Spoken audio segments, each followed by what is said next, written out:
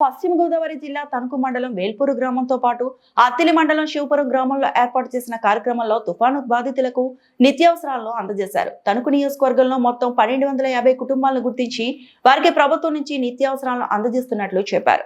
Montha తుఫాను ప్రభావం ఉంటుందని వాతావరణ శాఖ అధికారులు హెచ్చరికలు జారీ చేసిన నాటి నుంచి తణుకు నియోజకవర్గంలో అన్ని శాఖలకు చెందిన అధికారులతో పాటు కూటమి నాయకులను అప్రమత్తం చేసి ఎక్కడా ప్రాణ ఆస్తి నష్టం జరగకుండా ముందస్తు చర్యలు తీసుకున్నామని చెప్పారు. సూపర్ 6 పథకాల్లో భాగంగా ఇచ్చిన హామీలను అమలు చేసి కూటమి ప్రభుత్వం ఒక సుపరిపాలన అందిస్తోందని చెప్పారు.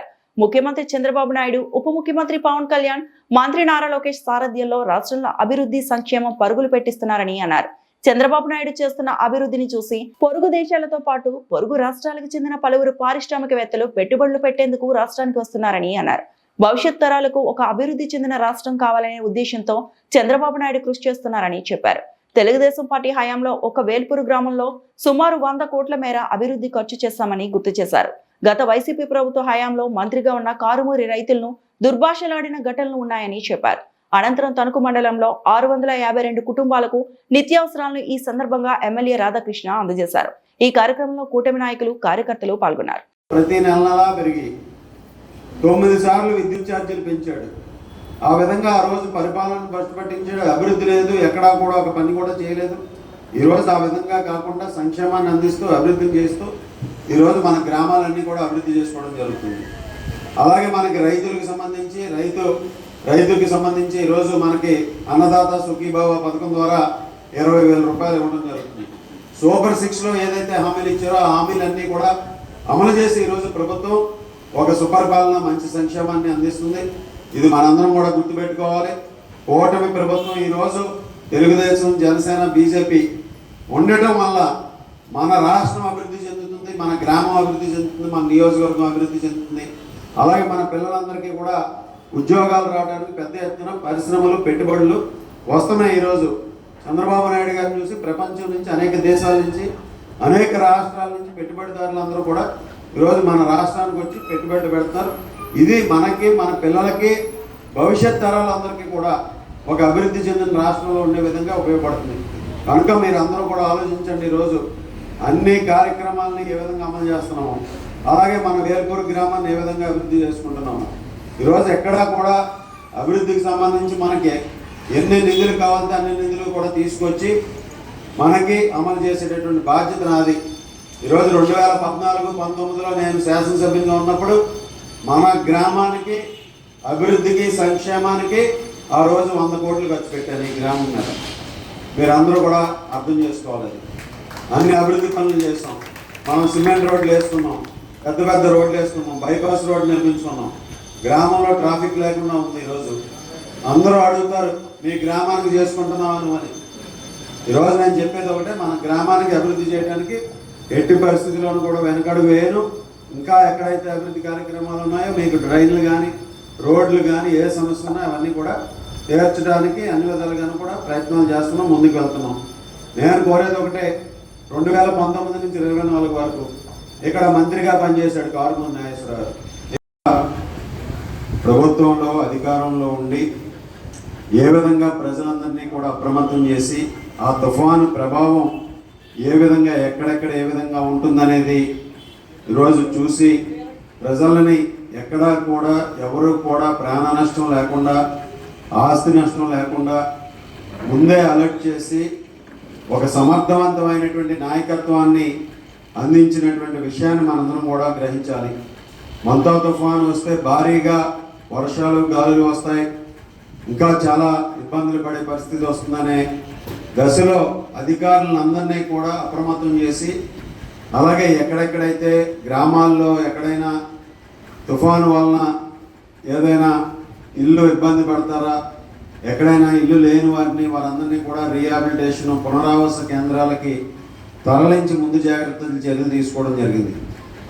అదేవిధంగా అటు అధికారుల్ని, ఇటు ప్రజాప్రతినిధులుగా మమ్మల్ని కూడా ఎప్పటికప్పుడు సమన్వయం చేసి ఈరోజు చంద్రబాబు నాయుడు గారు ఒక సమర్థవంతమైనటువంటి నాయకత్వాన్ని అందించారు. అలాగే మన నియోజకవర్గంలో కూడా అధికారులందరి సహకారంతో, ప్రజాప్రతినిధులు, ముఖ్యంగా కూటమి నాయకులందరూ కూడా సమన్వయంతో మొంతా తుఫాను వచ్చేటటువంటి పరిస్థితుల్లో మన ప్రజలకి ఎవరికి ఇబ్బంది లేకుండా అన్ని చర్యలు తీసుకుని 3 రోజుల పాటు అధికారులతో ఎప్పటికప్పుడు సమీక్షలు చేసుకుని ఒక చెట్టు పడినా ఒక కరెంటు స్తంభం పడినా దాన్ని ఏ విధంగా వెంటనే తీయొచ్చు అనేది కూడా చేసి ఒక ప్రణాళిక ప్రకారం మన ఎక్కడా కూడా ఇబ్బంది లేకుండా చేయడం జరిగింది. మన నియోజకవర్గంలో దాదాపు 26 కరెంటు స్తంభాలు పడిపోయినాయి.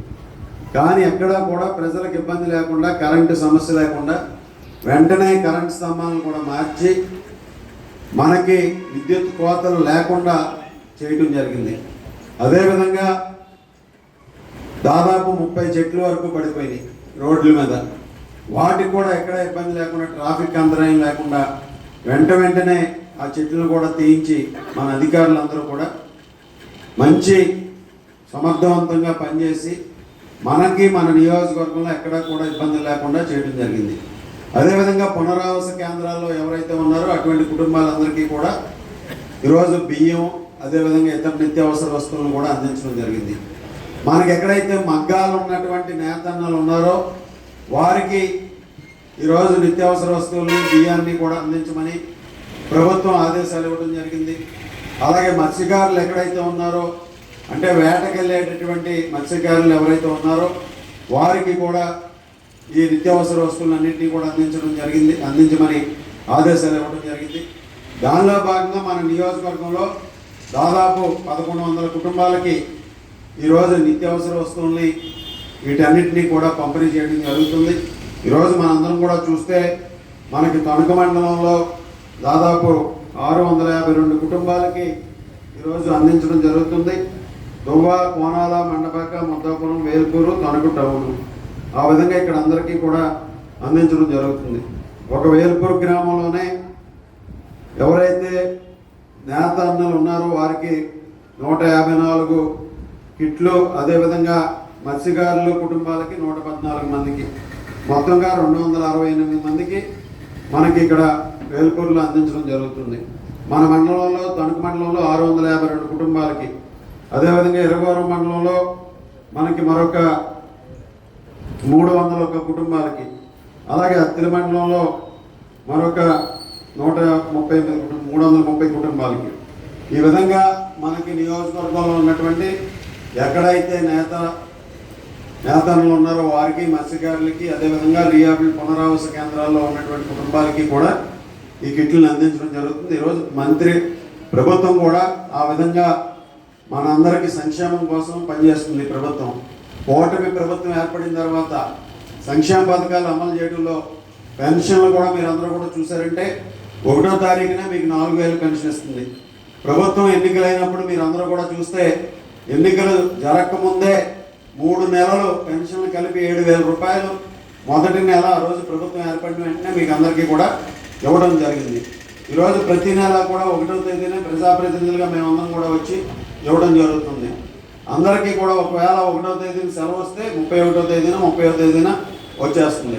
ఆ విధంగా ఎవరికి కూడా ఇబ్బంది లేకుండా చేయడం జరుగుతుంది.